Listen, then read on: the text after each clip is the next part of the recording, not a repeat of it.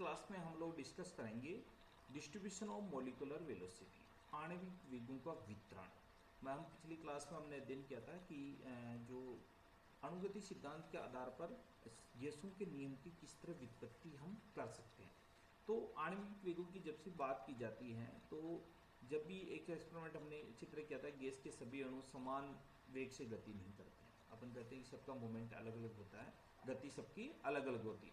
अणु की परस्पर और पात्र की दीवार पर टक्कर के फलस्वरूप उसके वेग में विनिमय होता है, माने वेग में एक्सचेंज होता है। या तो वेग बढ़ जाएगा घट जाएगा, अर्थात कुछ अणु का वेग बढ़ जाता है और कुछ का वेग घट जाता है। अतः सभी अणु भिन्न भिन्न वेगों से गमन करते हैं, माने उनका वेग की जो कैपेसिटी होती है वो अलग अलग हो जाती है, अलग अलग वेग से गमन करने लगते हैं और उनकी गतिज ऊर्जाओं भी परिवर्तित हो जाती है। गतिज ऊर्जा भी चेंज होना स्वाभाविक है, क्योंकि जब वेग वेलोसिटी चेंज हो जाएगी तो गतिज ऊर्जा भी उनकी चेंज हो जाएगी। अणु के मध्य वेग के वितरण को समझने के लिए प्रायिकता सिद्धांत का उपयोग किया जाता है, जो कि जेसी मैक्सवेल ने 1860 में नियम दिया, जिसमें आणविक वेगों के वितरण का नियम भी इसको हम कहते हैं कि law of distribution of the molecular velocity, कि अणु अलग अलग अणु किस तरह वेलोसिटी किस किस वेलोसिटी में मूवमेंट करते हैं। इस नियम के अनुसार गैस के अणु किसी भी दिशा में शून्य से लेकर अनंत तक किसी भी वेग से गमन कर सकते हैं। वेग फिक्स नहीं है, वेग किसी भी वेग से गमन कर सकते हैं। ये गणितीय रूप में निम्न प्रकार से, जिसको मैथमेटिकल फॉर्म में देखें तो क्या करेंगे, 1/n dn/dc, नंबर कितने भी डेंसिटी ऑफ उसकी डेंसिटी ऑफ मॉलिक्यूल्स और density of velocity is equal to 4πm/2r/2πrt 3/2 EmC²/2RTC²।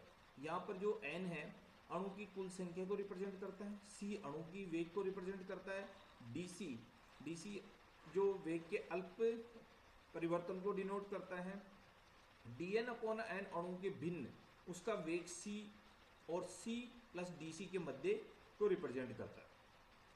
m अणु का गैस का अणुभार को रिप्रेजेंट कर रहा है, r गैस स्थिरांक को रिप्रेजेंट कर रहा है, t परम एब्सोल्यूट टेम्परेचर को, E जो उसको बोलते हैं कि नेचुरल लॉ को रिप्रेजेंट कर रहा है। ये मैक्सवेल को जो सिद्धांत है उसको अगर समझने के लिए हम ये जनरली देखते हैं कि इसमें एक तरह का उसने एक डायग्राम रिपोर्ट किया।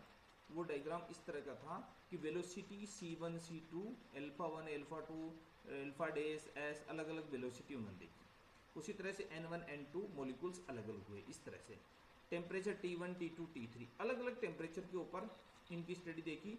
आरेख देखा हमने ABC, 3 आलेख की बात की, अर्थात कि इसमें देखा कि एक x एक्सिस y एक्सिस में अलग अलग रिप्रेजेंट करता है T1 T2 T3 10 टेम्परेचर है, T3 is less than T2 less than T1, मानी T1 सबसे कम है, T3 सबसे ज़्यादा है।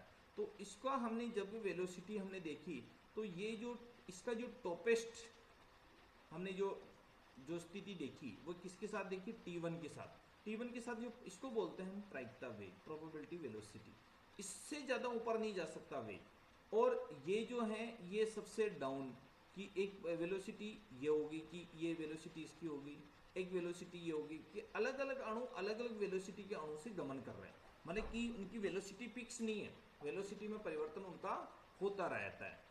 वेलोसिटी में जैसे जैसे चेंज हो रहा है तो इसको हम इस तरह से बता सकते हैं कि स्थिर ताप पर प्राप्त इन आलेखों को इस तरह से हम रिप्रेजेंट कर सकते हैं कि बहुत कम अथवा बहुत अधिक वेग वाले अणुओं का अंश बहुत कम है। देखो बहुत लो लेवल पे और बहुत हाई लेवल पे जब बात करते हैं तो या तो ऊपर टॉप पे जाने वाले बहुत कम अणु हैं और नीचे वाले बहुत कम, लो वेग वाले बहुत कम है।